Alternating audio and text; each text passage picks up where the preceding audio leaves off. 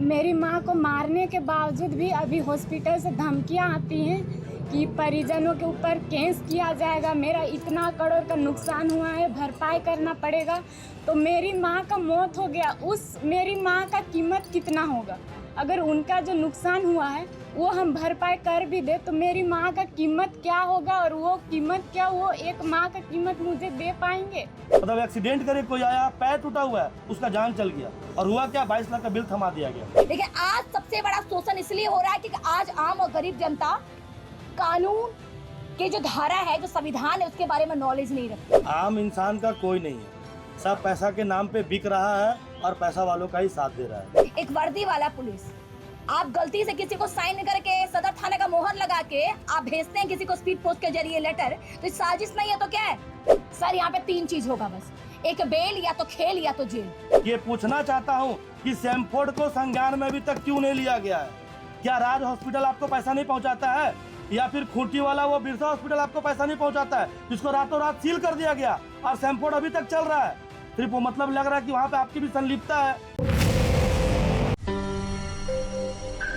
अब बीते कई दिनों से आप लोग सैमफोर्ड के साथ कानूनी लड़ाई लड़ रहे हैं, क्या कुछ अपडेट है आज, क्या कुछ परेशानियां हैं? और सबसे पहले चैनल के माध्यम से मैं सभी लोगों को प्रणाम एवं जोहार करती हूँ। और 17 जून को हुई घटना के बारे में पूरे झारखंड वासी रूबरू हैं कि आखिर उस दिन हुआ क्या था।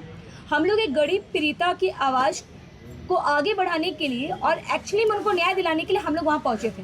17 जून 2026 को हम अपनी टीम के साथ सैमफोर्ड गए और वहाँ पे हम लोगों ने बस यही बोला कि यहाँ के जो मेडिकल सुपरिटेंडेंट है उनसे हमको बात करनी है कि 12 लाख का जो एस्टीमेट बिल जो अपने मरीज के परिजन को थमाया है, आखिर क्यों थमाया है? क्योंकि प्रत्येक व्यक्ति का ये अधिकार है कि हम लोग अगर कहीं पे अपना कुछ सामान खरीद रहे, इलाज करा रहे हैं, तो आप बिल ट्रांसपेरेंट कर सकते हैं। तो यही कारण से हम वहाँ गए। रिसेप्शन के पास ही सारा क्राउड था, वहीं पे बनी होती है स्लाइड जहाँ पे सब बैठे हुए थे। हम लोग वहीं पे गए। सबसे पहले तो हमको वहाँ पे बुलाया गया, मैं बाहर में 2-3 बाइट हम लोगों ने दिया, फिर मुझे वहाँ के एक स्टाफ या डॉक्टर के द्वारा बोला आप लोग अंदर आइए, और मुझे कहा गया कि आप 3रा फ्लोर चलिए। सिर्फ मुझे बोला गया है कि अब 3रा तल्ला चाहिए, जो भी बात है हम लोग कर लेते हैं। मैं बोली मैं अकेले क्यों जाऊँगी? तो मेरे संगठन की एक महिला है, वो जब लिफ्ट में चढ़ी तो एक बाउंसर के द्वारा उनका हाथ को पकड़ के पूरा मोड़ दिया गया।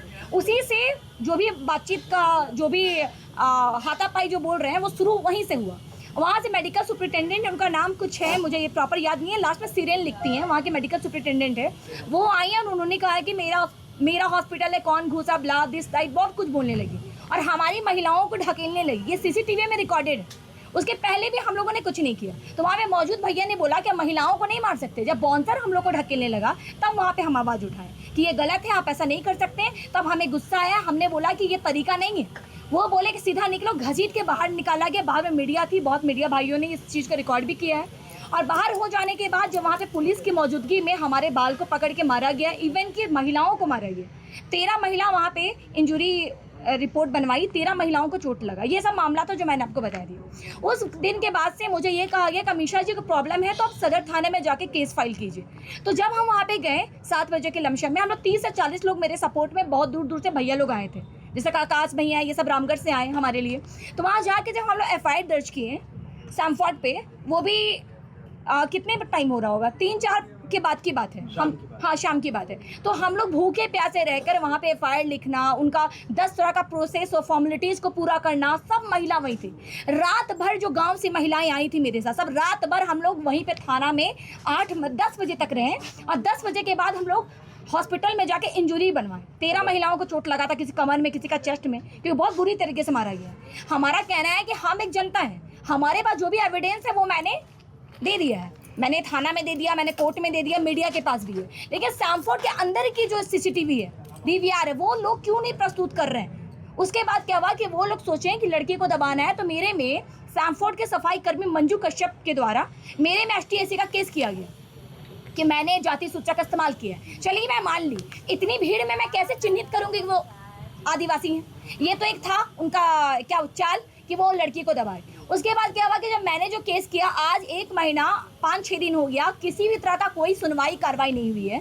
1 महीने के बीच में मुझे धमकियां मिलने लगी, मुझे सेटलमेंट करने को बोला गया। बहुत ऐसे MLA MP भी है, मैं नाम अभी नहीं रिवील करूंगी, जिनके माध्यम से मुझे डिमोटिवेट और मोटिवेट भी किया गया। 10 लोग अगर नेता फोन कर रहे हैं तो 7 उसमें से डिमोटिवेट करते हैं और 3 मुझे मोटिवेट करते हैं। सबका यही कहना है कि बड़े लोग हैं, बड़े लोगों के संरक्षण में ये अस्पताल चल रहा है, तुम अकेली क्या कर लोगी, बैठ जाओ, बहुत कम उम्र की हो, कुछ फायदा नहीं है। मैंने हर कॉल्स को, जितने कॉल मैं टैप कर पाई, जितने नॉर्मल्स कॉल आए मैंने टैप किया।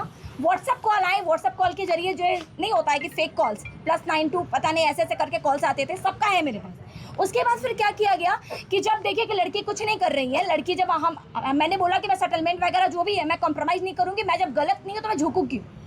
आज से 1 हफ्ता पहले मुझे सदर थाना से 2 नोटिस प्राप्त होता है, 2 नोटिस। अभी 2026 चल रहा है, 272 कांड संख्या 2024 का एक नोटिस मुझे प्राप्त हुआ है। मैं लाई उस नोटिस को, और उस नोटिस में लिखा गया है कि मुझे 7 दिन के अंदर वहाँ पे उपस्थित होके अपना जवाब देना है। तो मैं इस बारे में, ऑफकोर्स मैं लेटर पढ़ी लिखी लड़की, मैंने पढ़ा कि गलत है तो मैंने फ़ोन किया, तो मुझे कहा जाता है कि गलती से वो लेटर मैंने भेज दिया। मैडम एक बात बताइए, एक वर्दी वाला पुलिस, आप गलती से किसी को साइन करके सदर थाने का मोहर लगा के आप भेजते हैं किसी को स्पीड पोस्ट के जरिए लेटर, तो साजिश नहीं है तो क्या है?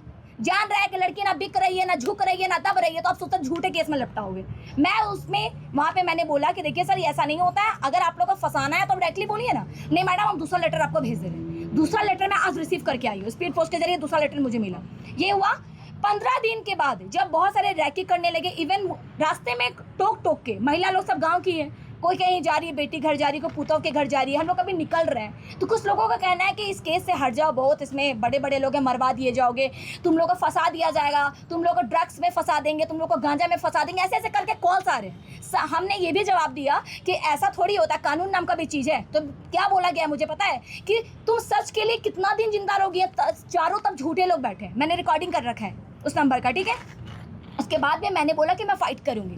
अभी मैं बता रही हूँ कि मेरी बेल लगी हुई है, बेल हुई नहीं है, लेकिन कोर्ट की तरफ से नो कॉर्सिव लगा दिया है कि मेरी अरेस्टिंग तब तक नहीं होगी जब तक यहाँ से इन्वेस्टिगेशन नहीं किया जाएगा। एक अच्छा चीज़ हुआ। उसके बाद ये लोग क्या किए, देखिए कि लड़की को नहीं हो रहा, तो वो मुझे मानहानि का केस के लिए, कोई बीबी राय है, एडवोकेट लीगल कंसल्टेंट है, ये रातू का है, ये सैमफोर्ड की तरफ से मुझे एक लीगल नोटिस भेजते हैं, 3.5 करोड़ रुपये ये मुझसे मांग रहे हैं। क्यों मांग रहे हैं?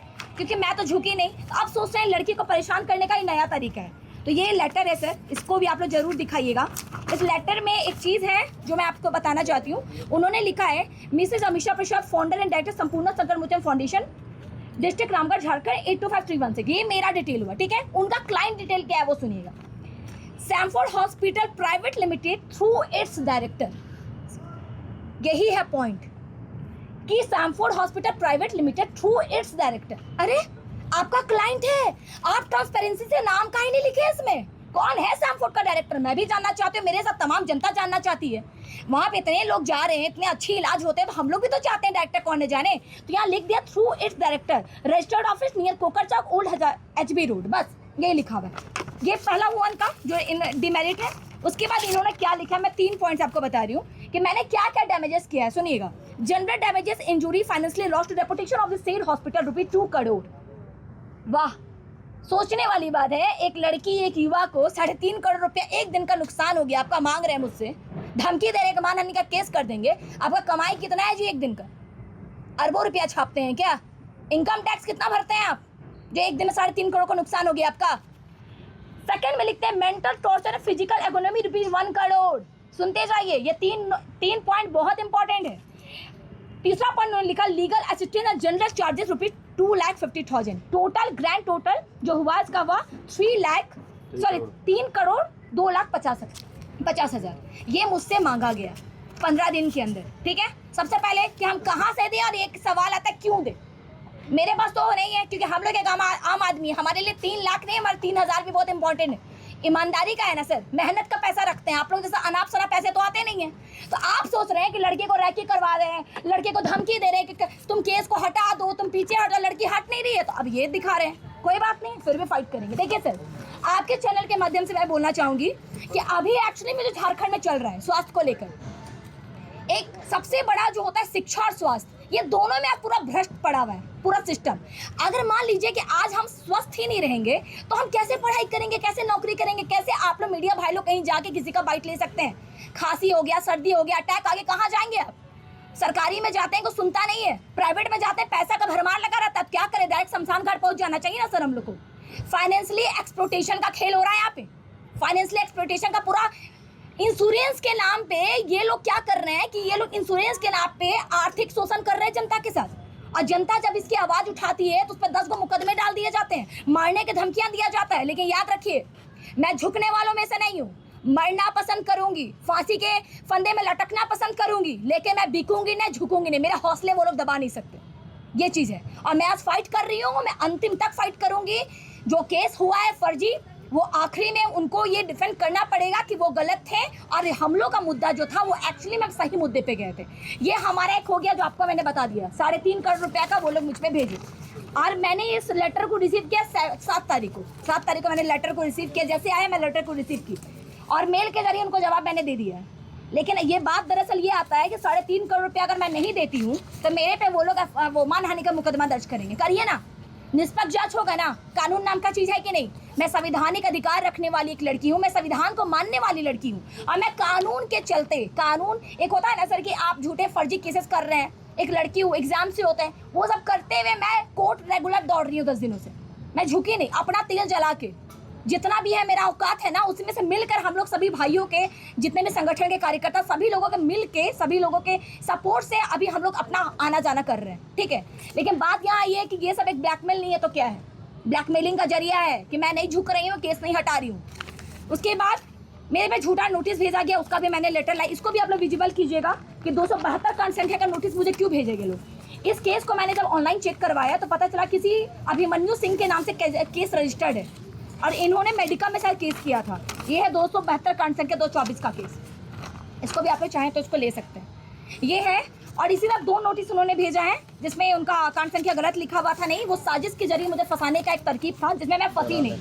डराना चाह रहे हैं वो लोग, सोच रहे हैं कि मारने का धमकी दे रहे हैं तो कुछ हो नहीं रहा है। तो अब ये सब एक नया मारने की भी धमकी आई आपको? जी सर, पूरा। मैं उसके प्रूफ्स हैं आपके पास? कमेंट्स बहुत सारे हैं सर, बाकी मैं कमेंट्स आपको दिखा रही हूँ। देखिए इसमें जूम कीजिएगा, साहिल आदम करे कोई कमेंट किया है, उसमें देखिए लिखा हुआ है यू डाई। आप इसको जूम करके देख सकते हैं।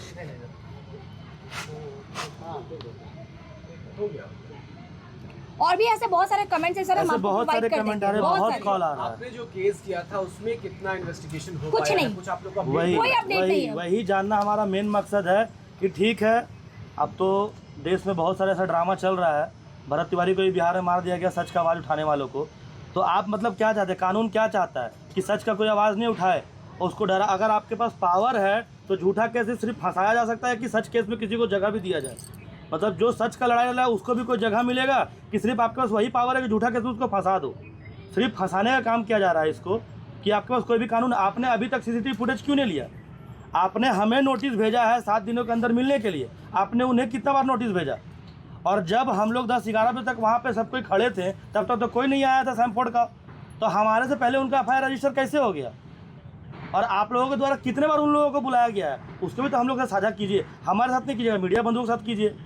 और अभी तक सैमफोर्ड का हम लोग बार मांग किए, पीछे में भी हम लोग मांग किए थे कि सैमफोर्ड का अभी तक CCTV फुटेज क्यों नहीं साझा किया गया। अगर आप सच है, हमने 2 करोड़ का लॉस किया आपके हॉस्पिटल में, 3 करोड़, इन लोगों के द्वारा 2 करोड़ का, क्योंकि उस समय तक मैं पहुंचा नहीं था। हमें जब मालूम चला कि हमारी बहन के साथ मारपीट किया गया है, हमारी गांव के साथ महिलाओं के साथ मारपीट किया गया, तब हम लोग बाद में आए। तो जब इन्होंने 2 करोड़ का तोड़फोड़ किया, 2 करोड़ का क्या तोड़फोड़ हुआ है? 3 करोड़। 1 करोड़ तो कुछ और है ना वो, मतलब उन लोगों को ठेस पहुंचा अंदर से, उसका 1 करोड़। तो 2 करोड़ का तोड़फोड़ किया गया। तो मतलब क्या ऐसा क्या तोड़ दिया? 2 करोड़ का हीरा लगा के रखे थे आप लोग गेट के बाहर, आप लोग तो घुसते के साथ बाउंसर के द्वारा ढकेल के भगा दिए। तो क्या टूट गया? आप साझा करिएगा ना जी, किस केवल आपको मतलब वकालत के द्वारा आप सिर्फ लीगल नोटिस भेजने का आप काम करिएगा कि कुछ शो भी कीजिएगा, कुछ पिक्चर भी भेजे थे साथ में कि क्या टूटा। और ऐसा नहीं, सब कुछ रिकॉर्डिंग में है, आप लोगों ने चलाया भी है, पास्ट में बहुत कुछ डिलीट भी हुआ है, लेकिन आप लोगों ने चलाया, हमारे पास भी है। एक 2 गमला के सिवा कुछ नहीं टूटा है। गमला का कॉस्ट कितना आता है? 70 से 100 रुपया। नहीं होगा तो हम लोग खरीद के दे देंगे। और वो टूटा भी नहीं है, फाइबर का था, टूटा नहीं है। उसको सिर्फ मतलब क्षतिग्रस्त किया गया क्योंकि अब इसके सर में चोट था, इनके हाथ में, इनके अलग चोट था, उनके हाथ में चोट था। मतलब कोई मार खा के अपना गुस्सा भी जाहिर नहीं कर सकता है। मतलब आम जनता किस लिए बना है? सिर्फ मार खाओ, तुम लोग लात खाओ, हम लोग रुपया लेंगे। और आखिरकार परिजन का मृत्यु हो गया। मैं स्वास्थ्य मंत्री इरफान अंसारी और हेमंत सरकार से ये पूछना चाहता हूँ कि सैमफोर्ड को संज्ञान में अभी तक क्यों नहीं लिया गया है? क्या राज हॉस्पिटल आपको पैसा नहीं पहुँचाता है? या फिर खूंटी वाला वो बिरसा हॉस्पिटल आपको पैसा नहीं पहुंचाता है, जिसको रातों रात सील कर दिया गया और सैमफोर्ड अभी तक चल रहा है। सिर्फ वो मतलब लग रहा है कि वहाँ पे आपकी भी संलिप्तता है। मतलब केवल वोट लेने समय हम आपके हैं और उसके बाद मार खाएं आपकी ही समाज की महिला, और उनके बाद मतलब उल्टा केस भी झेले हम।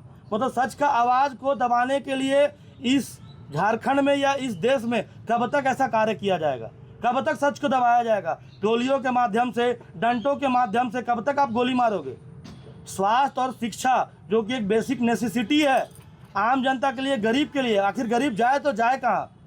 जिसके पास औकात नहीं है प्राइवेट हॉस्पिटल में इलाज कराने का, वो रिम्स जाएगा, सदर जाएगा। आप रिम्स का स्थिति देखिए ना, आप सदर का स्थिति देखिए। सदर में जाइए तो एक नॉर्मल दवाई लेकर आप रिम्स ट्रांसफ़र कर देते हैं। रिम्स जाइए तो अगर आपके पास पैर भी नहीं है, आप किसी सांसद के घर के नहीं हैं, आप किसी विधायक के घर के नहीं हैं, तो आपका वहाँ भी इलाज नहीं होगा।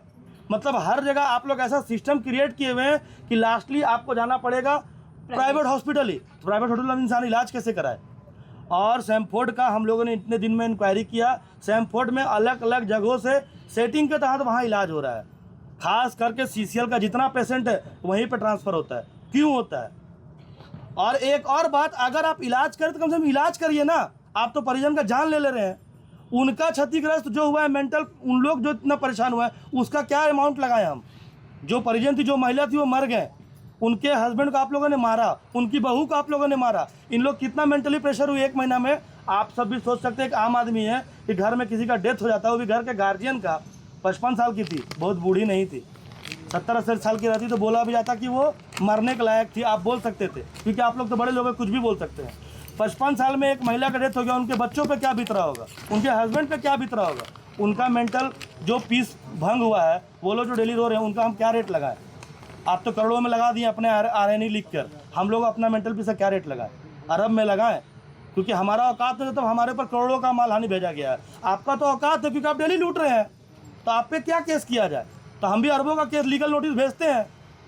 और आपके माध्यम से हम यही बोलेंगे कि अगर इसका जल्द से जल्द निष्पक्ष जांच नहीं हुआ तो बहुत जल्द उग्र आंदोलन का ये रूप लेगा। और आपके माध्यम से हम तमाम झारखंड की जनता को बोलते हैं कि आप हमसे जुड़ें।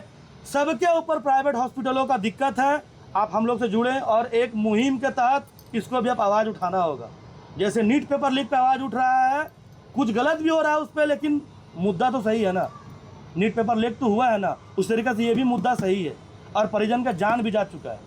आज वही हुआ राज हॉस्पिटल में, मतलब एक्सीडेंट करे कोई आया, पैर टूटा हुआ है, उसका जान चल गया और हुआ क्या, 22 लाख का बिल थमा दिया गया।